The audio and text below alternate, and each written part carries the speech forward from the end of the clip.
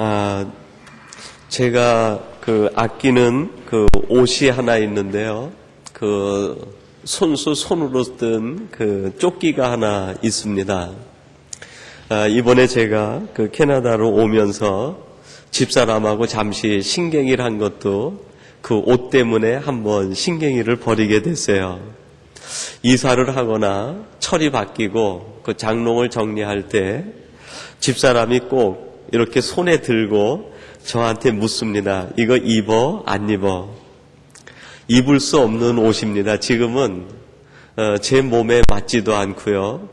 털실로 짠 건데 털실도 지금 그렇게 아주 가느다란 털실이 아니라 아주 옛날 털실, 굵은 털실로 짠 거라 그걸 입고 양복을 입으면 양복을 입을 수가 없을 정도로 투툼해요. 그 조끼가 하나 있는데 입어 안 입어 그러면 내가 얼른 뺏어가지고 잘 개켜서 짐을 싸는 데다가 챙겨 넣는 조끼가 하나 있습니다. 제가 신학생 시절에 저희 어머니하고 형수님이 교대로 조끼를 짜가지고 하나를 완성해서 저에게 준 조끼입니다. 지금은 입을 수 없을 정도로 색이 바라고 유행에도 맞지 않고 크기도 맞지 않는 옷이지만 제가 아끼는 특별한 옷 가운데 그 옷이 가장 우선순위의 첫 번째를 차지합니다. 그 옷을 볼 때마다 저는 옷으로 보이는 것이 아니라 어머니의 모습으로 보이고 어머니의 사랑이 느껴지기 때문입니다. 그 당시에 저희 형수님도 아주 대단히 생활이 어려우셨는데요. 그럼에도 불구하고 그 형님하고 같이 사업을 해나가면서 틈틈이 시간을 내서 그 조끼를 짜서 저에게 오셔가지고 어머니와 함께 짠 옷이라고 하면서 들려주셨을 때 형수님이 눈에서 울먹울먹 하시면서 눈물이 글썽이던 그 모습이 조끼를 볼 때마다 생각이 납니다. 집사람은 아주 귀찮은 조끼로 보이지만 제게는 둘도 없이 귀한 옷이고 어머니의 사랑이며 형수님의 마음이 담겨있는 옷이기 때문에 그렇습니다.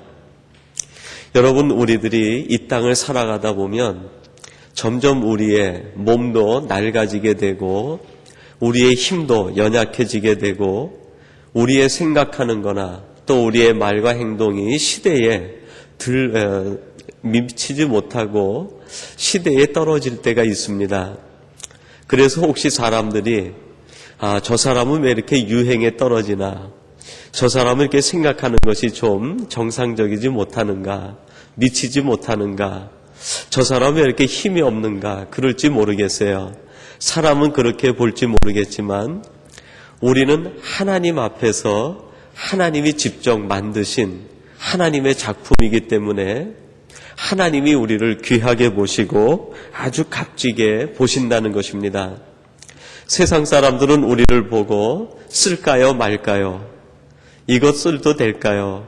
그렇게 질문할지 모르겠어요. 그런데 하나님께서는 얼른 우리를 뺏어서 하나님이 보관하시는 하나님의 비밀 창고에다가 우리를 차곡차곡 보관하시고 지켜주시는 줄로 믿습니다. 하나님의 각별하신 사랑과 하나님의 각별하신 정이 담겨있는 하나님의 섭리가 담겨있는 우리 성도님들 한 분 한 분이 얼마나 귀한 소중한 하나님의 피조물이고 작품인지 모릅니다. 여러분, 오늘 본문 13절과 14절에 보면 다윗이 그것을 오늘 고백하고 있습니다. 우리 13절과 14절 말씀을 같이 한번 봉독해 보십시다. 주께서 내 장부를 지으시며 나의 모태에서 나를 조직하셨나이다. 내가 주께 감사하오문 나를 지으심이 신묘막심하심이라. 주의 행사와 기이함을 내 영혼이 잘 아나이다. 오늘 이 말씀 가운데 보면 나를 만드신 분이 하나님이라고 그렇게 고백을 합니다. 우리들이 이 땅에 존재하고 살아가는 것 우연이 된 것이 아니라 하나님의 섭리와 하나님의 계획 속에서 만들어진 결과라고 얘기합니다. 우리를 만드시고 우리를 섭리하시고 우리를 인도하신 하나님, 그 하나님의 무한하신 능력 가운데 피조되고 만들어진 것이 우리라는 것을 얘기합니다. 그리고 거기에다가 하나님의 이름을 새겨 넣었다는 것이죠. 우리는 보잘것없어도 우리에겐 하나님의 이름이 새겨진 하나님의 걸작품이고 하나님의 작품이라는 것입니다. 제가 대구에 있을 때 그 교회 집사님 가운데 이봉수 집사님이라고 계셨습니다. 이제 서양화를 그리시는 분인데요. 그분이 한 번은 그 대백 프라자라고 하는 백화점에서 전시실이 있는데 거기에서 개인전을 한다고 초대를 했어요.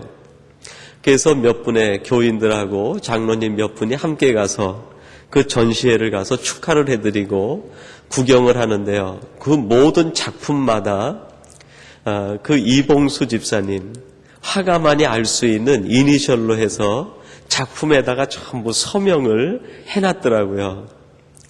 그러면서 제가 그분에게 물어봤어요. 집사님, 이 중에서 집사님이 가장 좋아하시는 작품이 어떤 겁니까?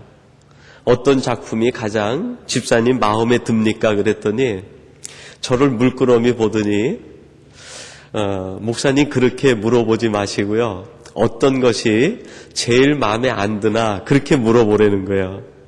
그래서 제가 다시 물어봤어요. 집사님, 그럼 어떤 작품이 집사님 보기에 제일 마음에 안 드십니까? 그랬더니 하시는 말씀이 제 마음에 안 드는 것이 하나도 없습니다. 이거는 전부 제 자식이고 제 살부치 같고 제 분신 같습니다. 우리들이 볼 때에는 좋은 작품, 그렇지 못한 작품이 있을지 몰라도 그 그림을 그린 분은 다 자기 자식 같고 내 몸의 일부 같아서 안 좋은 것이 하나도 없다 그렇게 얘기를 합니다. 작품 전시회를 하면서 작품이 팔려나갈 때 그분이 작품을 팔기는 하지만 마치 그 자기 자식을 내보내는 것 같아서 그 작품이 어디에 걸려 있든지 늘 그 마음이 거기에 가 있고 그 작품을 사간 집에 자신의 마음이 거기에 가 있다는 얘기를 곁들여 하는 것을 들었습니다. 여러분, 하나님께서는 우리를 친히 만드시고 우리의 삶 속에다가 하나님의 이름을 새겨놓고 우리가 어디에 있든지 하나님께서 우리 가운데 함께 하시고 하나님의 작품을 지금도 지키고 보호해주고 계시다는 것입니다. 에베소서 3장 14절 15절에서 사도 바울이 이런 고백을 하고 있습니다.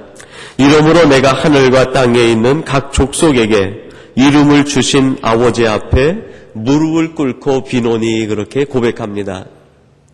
사도 바울이 예수님을 깊이 만난 뒤에 깨달은 그 첫 번째 기도가 뭐냐면 내게 이름을 주신 아버지라고 고백을 합니다. 하나님께서 내게 이름을 주셨다.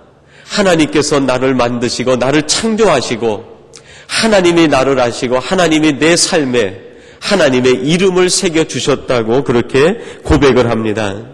하나님이 나에게 새로운 이름을 주시고 하나님의 작품이 되게 했다고 그렇게 고백하는 말씀의 내용입니다. 내가 이전에는 나를 위해 살고 나의 기쁨을 위해 살았지만 이제는 내 삶이 변해서 내게 이름을 주신 하나님, 나에게 새로운 이름을 주시고 나에게 새로운 삶을 주신 하나님을 위해서 살게 하신 것, 그 하나님의 은혜가 너무나 기쁘고 감사하다고 그렇게 고백을 했습니다.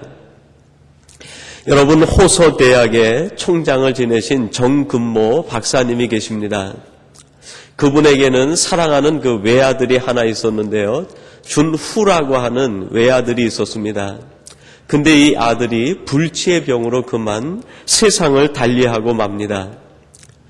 아들의 죽음과 더불어서 이 정근모 박사님이 주님을 만나게 되고 예수님을 깊이 만나게 되었어요. 그러고 나서 그분이 쓴 책이 있는데 나는 위대한 과학자보다 신실한 크리스찬이 되고 싶다. 나는 위대한 과학자보다 신실한 크리스찬이 되고 싶다.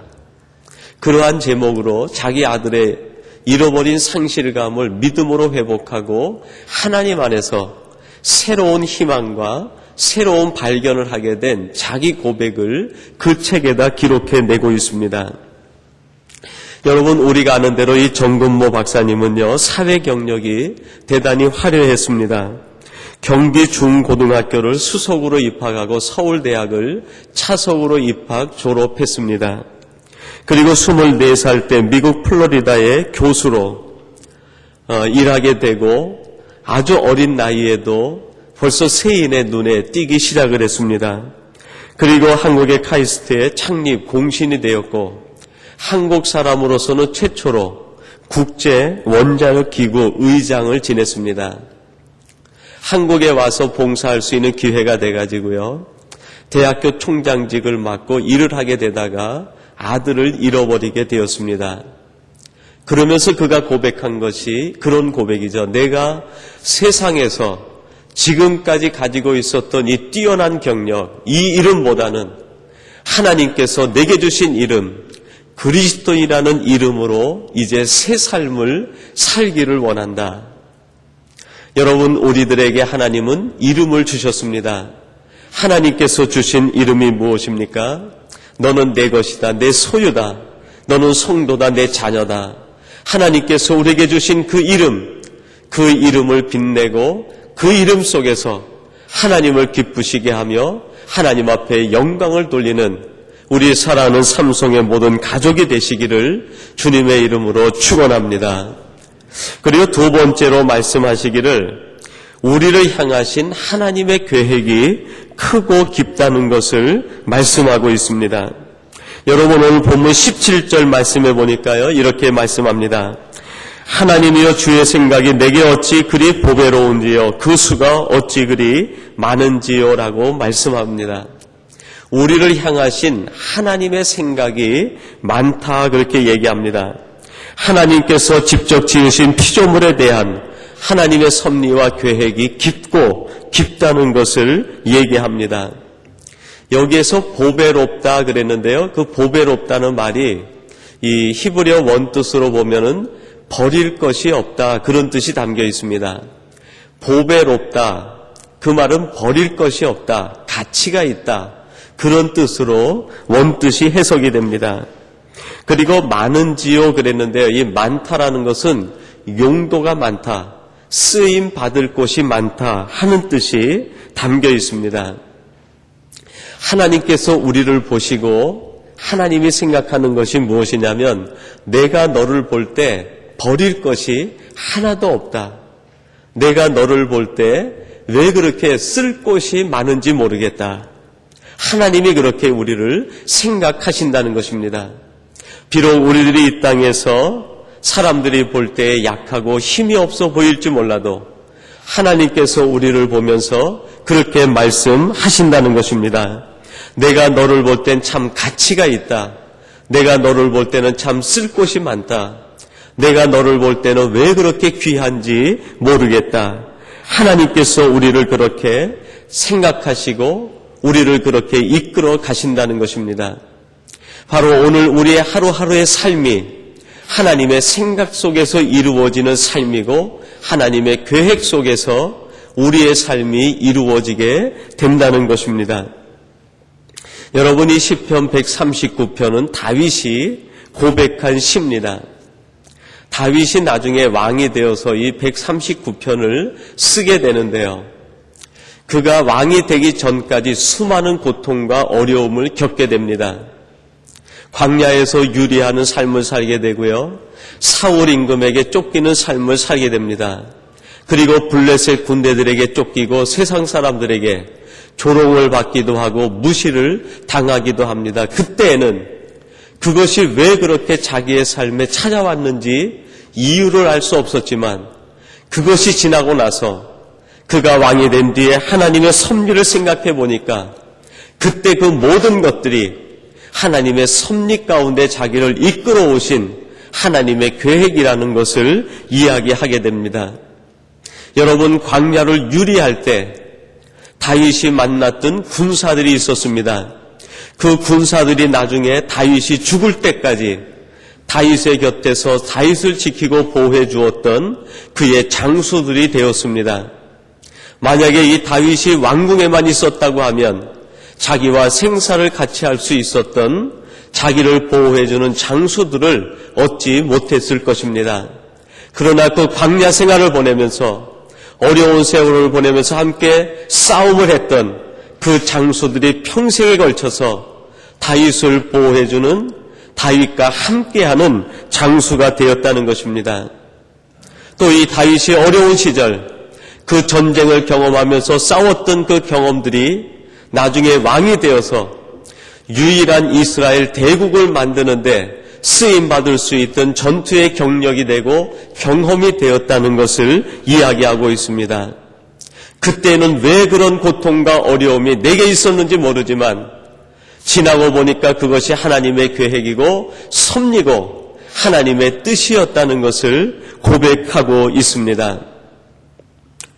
제가 알고 있는 그 같은 목회 동기 중에요, 사랑하는 그 목사님이 한 분 계시는데 그분이 목회를 하는 중에 아들이 둘이 있었는데요. 그 아들 둘을 모두 잃어버리게 됩니다. 큰아들은 교통사고로 잃어버리게 되고요. 둘째 아들은 아주 어린 나이에도 불구하고 소아암이 걸려서 회복이 되지 못하고 하나님 품에 가게 되었어요.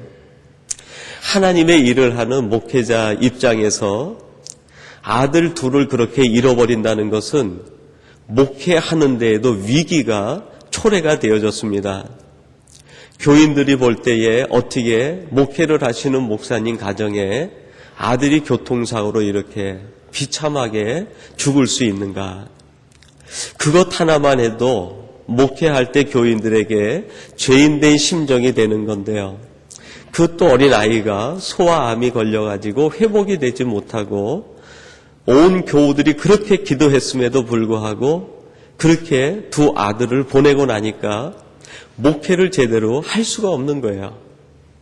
그래서 이 목사님이 그 교회를 사임을 하고요. 조그만 시골에 내려가서 농촌 목회를 하기 시작을 했습니다.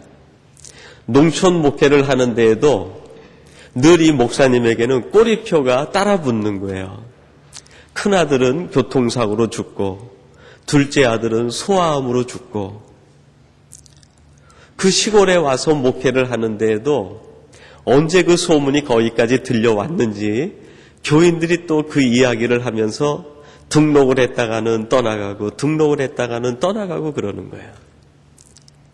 목사님과 사모님이 아들을 잃어버린 것만 해도 정말 가슴이 미어지고 가슴을 찢는 고통과 아픔인데요. 목회를 하려고 하는데 그것이 발목을 잡고 교인들이 왔다가는 떠나고 왔다가는 떠나고 목사님의 가정도 이런데 우리들이 여기에서 신앙생활 해봐야 하나님께서 무슨 희망을 주겠는가. 교인들이 그렇게 생각을 하고 떠나는 거예요. 그 모습을 바라보는 목사님과 또 그것을 옆에서 지켜보는 사모님의 마음이 어떻겠습니까? 자식을 앞세운 것도 고통인데요. 목회를 하는데도 그 어려움들이 생기니까 눈물로 기도를 하면서 가끔 동기들이 모이게 되면은 하소연을 하는 거예요. 목사님, 하나님께서 저를 목회자로 부르지 않은 것이 아닙니까? 이제는 제가 더 이상 목회하기가 힘듭니다. 그러면서 눈물을 흘려요. 그런데 어느 날 이분이 전화가 오셨어요. 그러면서 이제는 내가 목회를 하지 않고 장애인들을 섬기는 공동체를 하겠다는 거예요. 몸이 불편하신 분들, 마음에 상처가 있는 분들, 그리고 개인적으로 버림받았든지 낙심당한 사람들을 모아서 공동체 하면서 거기에서 하나님의 사랑을 증거하겠다는 거예요. 그러면서 구미에 있는 조그만 지역에 들어가 가지고요, 허술한 농가를 사서 버림받은 사람들을 한 명 한 명 거기에다가 모시고 와서 함께 생활을 하는 거예요. 그러면서 나중에 그분이 동기 모임에 와서 고백을 하는데, 하나님께서 왜 내게 아이들을 일찍 데려가셨는지 이제 내가 그 이유를 알겠다고 고백을 하는 거예요. 내게 만약에 그러한 아픔이 없었다고 하면 내게 만약 그런 고통이 없었다고 하면 이분들이 지금 느끼는 이 고통을 내가 느끼지 못했을 텐데, 이분들이 지금 가지고 있는 아픔이 말하지 않아도, 그분을 바라보고만 있어도 이분들이 지금 어떤 아픔을 갖고 있고 어떤 고통을 당하고 있는지 그것을 느낄 수 있다고 그런 고백을 합니다. 그러면서 그분들과 함께 생활하면서 너무나 행복하다고, 하나님께서는 내게 두 아들을 데려가셨지만 지금은 내게 이렇게 많은 공동체 가족을 주어서 함께 생활할 수 있게 해주신 것 얼마나 큰 은혜인지 모르겠다고 그렇게 고백하는 이야기를 들었습니다. 여러분, 하나님께서 우리를 향하신 계획, 그것은 결코 실수가 없으신, 한치의 오차도 없으신 하나님의 계획 속에서 이루어지는 일인 것을 믿으시기 바랍니다. 지금 때로는 우리들이 환난과 역경에 강을 건너는 성도도 있을지 모르겠습니다. 그러나 분명 거기에는 하나님의 뜻과 계획이 있는 줄로 믿습니다. 우리가 지금 보내는 그 고난의 현장 속에 지금은 우리 눈에 보이지 않지만 하나님께서 이 일을 통해서 역사하실 하나님의 계획이 있고 하나님의 뜻이 있고 하나님의 섭리가 거기에 담겨 있는 줄로 믿습니다.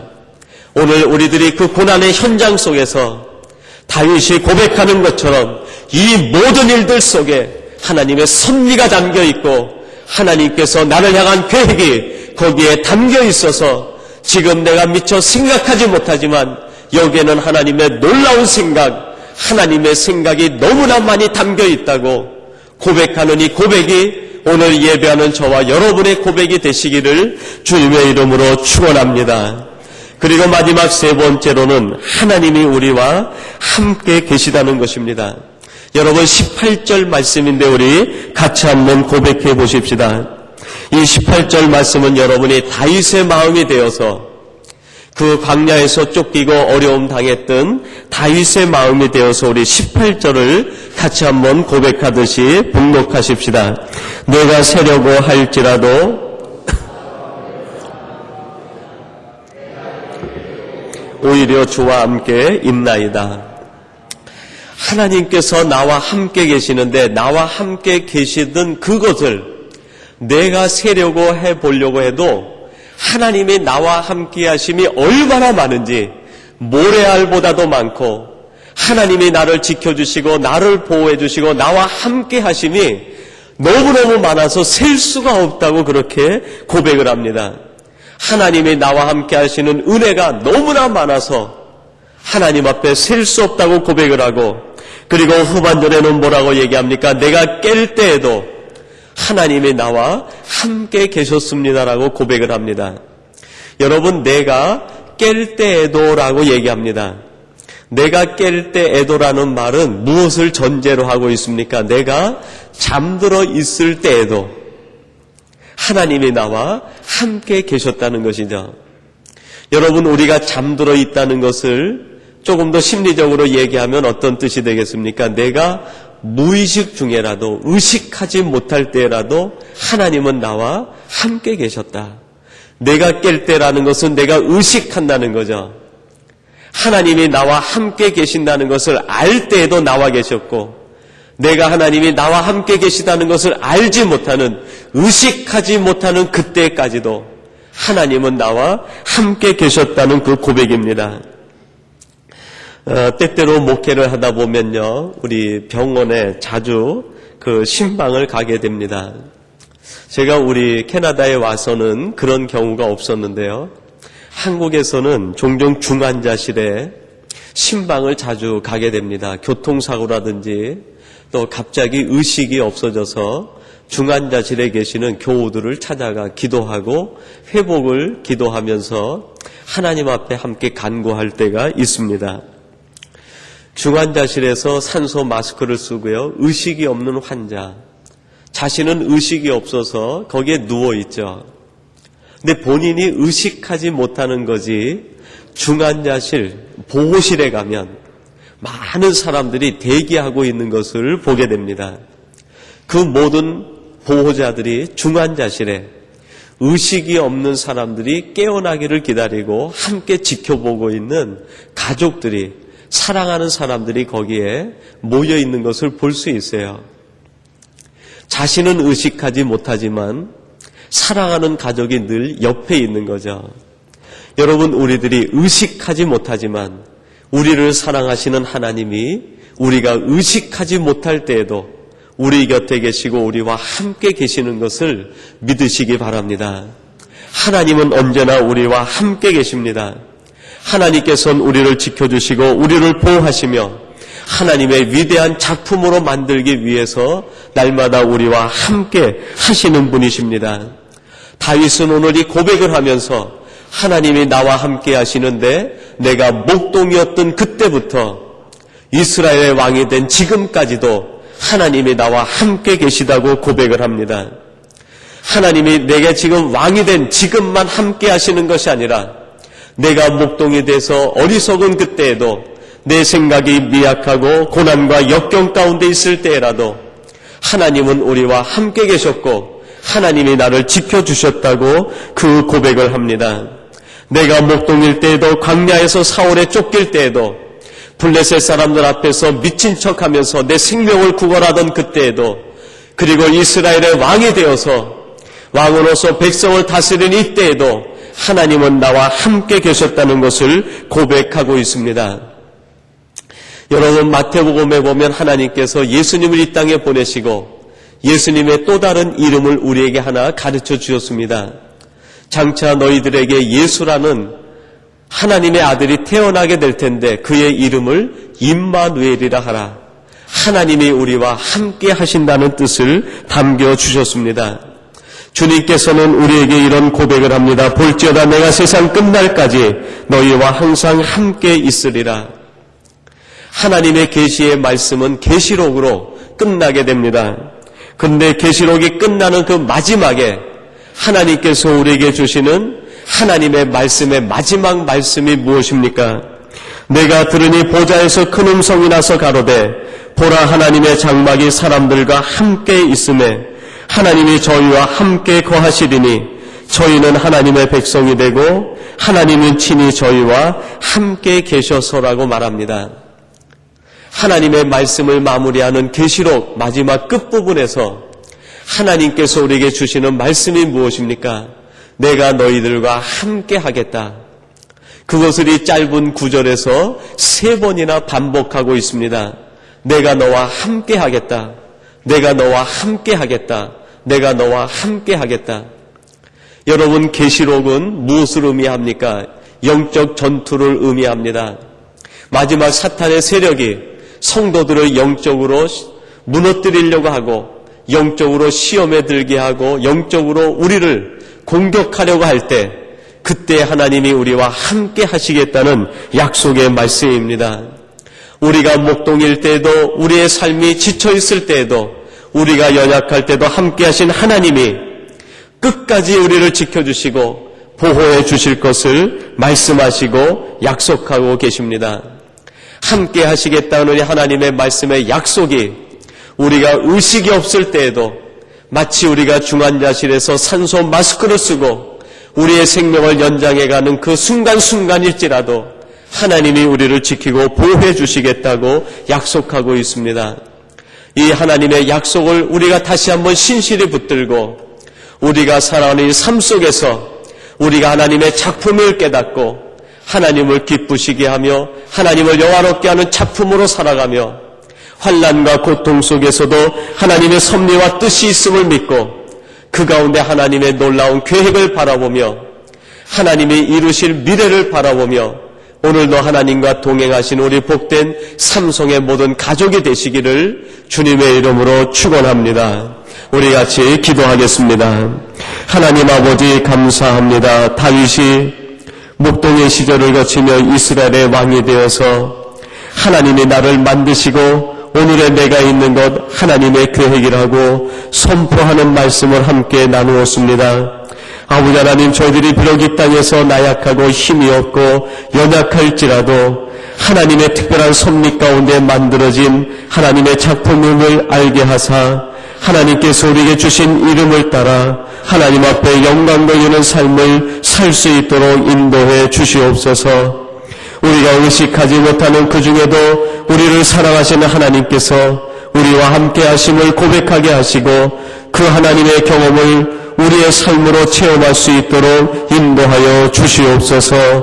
오늘 하나님과 동행하는 주의 자녀와 백성이 되게 하시고 하나님이 주는 기쁨이 우리의 삶 속에 넘치도록 역사하여 주시옵소서.